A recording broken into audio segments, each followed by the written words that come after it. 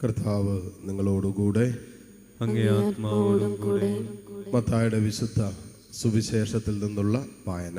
കർത്താവേ, അങ്ങേക്ക് മഹത്വം.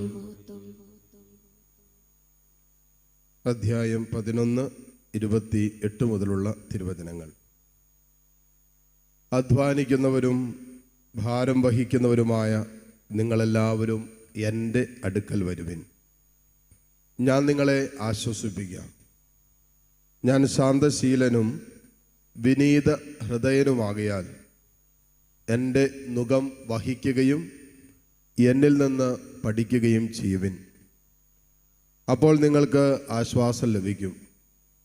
എന്തെന്നാൽ എൻ്റെ നുകം വഹിക്കാൻ എളുപ്പമുള്ളതും ചുമട് ഭാരം കുറഞ്ഞതുമാണ്. കർത്താവിൻ്റെ സുവിശേഷം. ക്രിസ്തുവേ, അങ്ങേക്ക് സ്തുതി.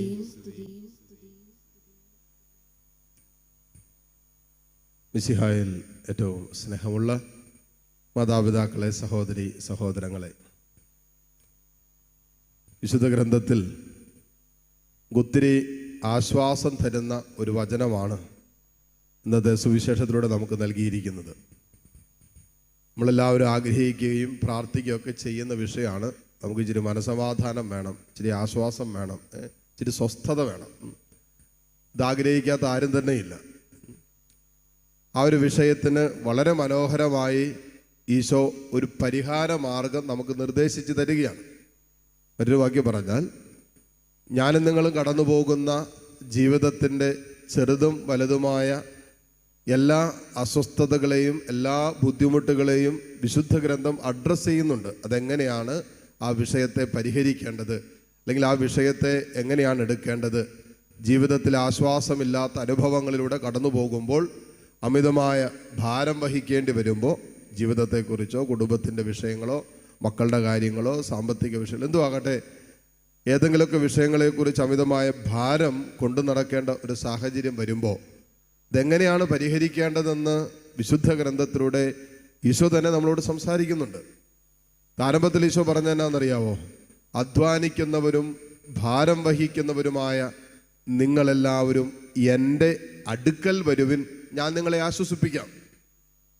കർത്താവിൽ നിന്ന് ഒത്തിരി മാറി നിന്നിട്ട് എനിക്ക് ആശ്വാസം വേണം, എനിക്ക് ആശ്വാസമില്ല, എനിക്ക് സ്വസ്ഥതയില്ല, സമാധാനമില്ല എന്ന് പറയുന്ന ഒത്തിരി പേരെ നമ്മൾ കണ്ടിട്ടുണ്ട്, കാണുകയും ചെയ്യുന്നുണ്ട്. ദൈവത്തിൽ നിന്ന് അകന്നു പോകുമ്പോൾ സംഭവിക്കുന്ന യഥാർത്ഥത്തിൽ നമ്മുടെ മനസമാധാനവും സ്വസ്ഥതയും ആത്മീയ ആനന്ദവും നിലനിൽക്കുന്ന സന്തോഷമാണ് നഷ്ടപ്പെടുത്തി കളയുന്നത്. ഈശോ പറഞ്ഞേനാ, നിങ്ങൾക്ക് സമാധാനം വേണോ, സ്വസ്ഥത വേണോ, നിങ്ങൾ അധ്വാനിക്കുന്നവരാണോ, ഏതെങ്കിലും വിഷയങ്ങളെക്കുറിച്ച് ഭാരം വഹിക്കുന്നവരാണോ, എൻ്റെ അടുക്കൽ വരുവിൻ, ഞാൻ നിങ്ങളെ ആശ്വസിപ്പിക്കാമെന്ന് പറഞ്ഞു. അപ്പോൾ ആദ്യത്തെ സ്റ്റെപ്പ് എന്ന് പറഞ്ഞാൽ കർത്താവിൻ്റെ അടുത്തേക്ക് നിത്യമായ ആശ്വാസം തരുന്ന നിത്യസഹായകനായ പരിശുദ്ധാത്മാവിനെ വാഗ്ദാനം ചെയ്ത യേശുവിൻ്റെ അടുത്തേക്ക് വരിക എന്നുള്ളതാണ് ആശ്വാസത്തിൻ്റെ ആദ്യ സ്റ്റെപ്പ്. എനിക്കാച്ചാ സമാധാനമില്ല എന്ന് പറഞ്ഞുകൊണ്ട് നമ്മൾ വീട്ടിലിരുന്നുകൊണ്ട് കാര്യം നടക്കുമോ? അല്ലെങ്കിൽ എനിക്ക് ആശ്വാസമില്ലാത്ത കാരണങ്ങളെ അതിനെ നമ്മൾ അതേക്കുറിച്ച് നിരന്തരം പറഞ്ഞുകൊണ്ടിരുന്ന കൊണ്ടോ അതേക്കുറിച്ച് അസ്വസ്ഥപ്പെട്ടുകൊണ്ടോ ആകുലപ്പെട്ടത് കൊണ്ടോ ഈ വിഷയം മാറോ? ഒന്നുമില്ല, അതുപോലെ തന്നെ തുടരുകയുള്ളൂ.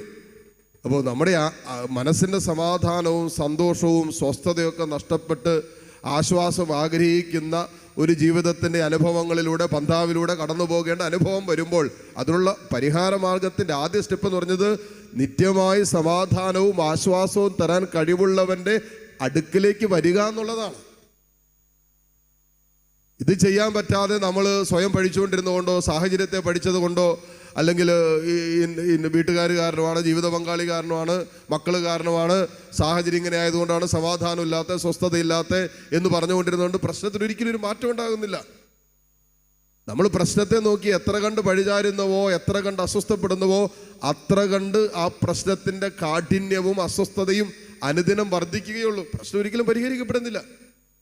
ഈ പ്രശ്നങ്ങൾക്ക് ആശ്വാസം നഷ്ടപ്പെടുന്ന അനുഭവങ്ങൾക്കുള്ള പരിഹാര മാർഗം യേശു പറഞ്ഞു തന്നിരിക്കുന്നത് ഇങ്ങനെയാണ്: ആദ്യം നിങ്ങൾ എൻ്റെ അടുക്കൽ വരിക. അത് നമ്മൾ തന്നെ എടുക്കേണ്ട ഒരു സ്റ്റെപ്പാണ്. കർത്താവിൻ്റെ അടുത്തേക്ക് വരാൻ, അവൻ്റെ സാന്നിധ്യത്തിലിരിക്കാൻ, അവൻ നമുക്ക് വാഗ്ദാനം ചെയ്ത ആശ്വാസവും സമാധാനവും ആന്തരിക മനുഷ്യൻ്റെ സ്വസ്ഥതയും അത് യേശുവിൻ്റെ സാന്നിധ്യത്തിൽ അവൻ നമുക്ക് വാഗ്ദാനം ചെയ്തിട്ടുള്ളതാണ്. ഇത് പറഞ്ഞു കഴിഞ്ഞിട്ട് കർത്താവ് അടുത്ത പറഞ്ഞ എന്നാണെന്നറിയാവോ? നിങ്ങൾ എൻ്റെ നുകം വഹിക്ക്. അത് വഹിക്കാൻ എളുപ്പമുള്ളത് ഭാരം കുറഞ്ഞതുമാണ്. അപ്പോൾ നിങ്ങൾക്ക് ആശ്വാസം കിട്ടും. ഈ നുകം എന്ന് പറയുന്നത് എന്താണെന്നതിൻ്റെ അർത്ഥം മനസ്സിലാക്കിയാൽ നമുക്ക് ഇച്ചിരി എളുപ്പമാണ്.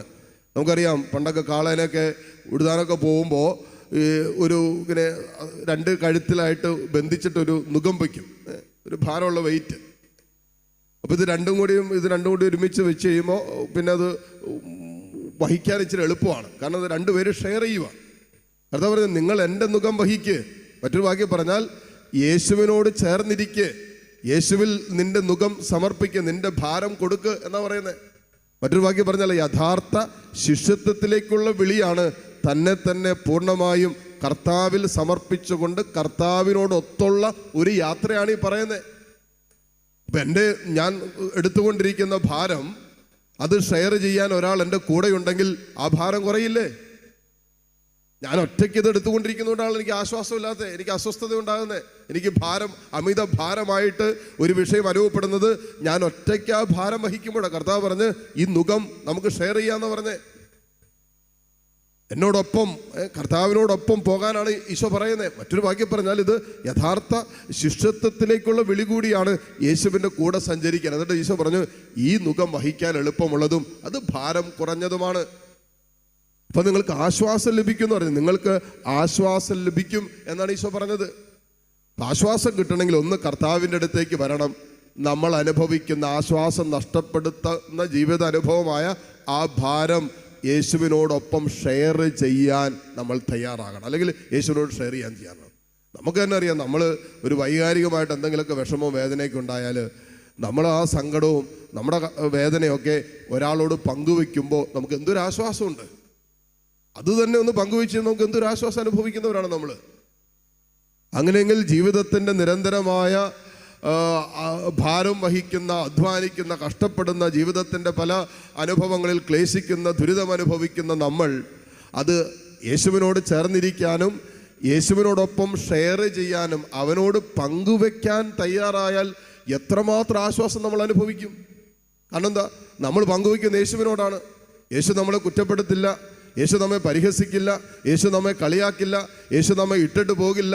യേശുവിൻ്റെ സ്നേഹത്തിൽ ഒരിക്കലും കുറവ് സംഭവിക്കുന്നില്ല. ഇത് മനുഷ്യരോടുള്ള ബന്ധത്തിലല്ല ഈ പറയുന്നത്. മനുഷ്യരോട് നമ്മൾ കാര്യങ്ങളൊക്കെ ഷെയർ ചെയ്യുമ്പോൾ ചിലപ്പോൾ അവനത് കേട്ടിട്ട് അവളത് കേട്ടിട്ട് ചിലപ്പോൾ മാറി എന്ന് നമ്മൾ പറഞ്ഞ വിഷയത്തിൻ്റെ മീതെ നമ്മളെ കളിയാക്കാം, പരിഹസിക്കാം, നമുക്കെതിരെ ഉള്ളതും ഇല്ലാത്തതൊക്കെ വേണമെങ്കിൽ പറഞ്ഞുകൊണ്ട് നടക്കാം. പക്ഷെ നമ്മൾ നമ്മുടെ ഭാരം ഷെയർ ചെയ്യുന്നത് യേശുവിനോടായതുകൊണ്ട് നമ്മൾ നിശ്ചയമായും നമ്മുടെ ആ ഭാരം യേശുവിനോടൊപ്പം പങ്കുവെക്കാൻ തയ്യാറാണെങ്കിൽ നമ്മൾ നിത്യമായ ആശ്വാസം അനുഭവിക്കുന്നവരായിട്ട് മാറും, നിരന്തരം യേശുവിനോട് പങ്കുവെക്കാൻ തയ്യാറായാൽ.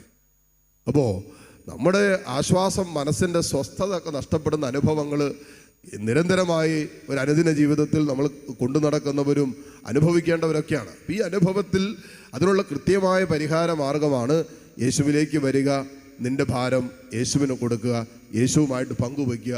അപ്പോൾ നീ അനുഭവിക്കുന്ന ഒരു ആശ്വാസമുണ്ട്. ആ ആശ്വാസമാണ് സുവിശേഷം നമ്മുടെ മുമ്പിൽ വയ്ക്കുന്ന പരിഹാര മാർഗം.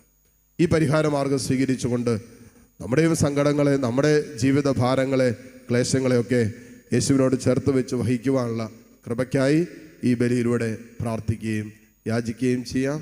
ആമേൻ.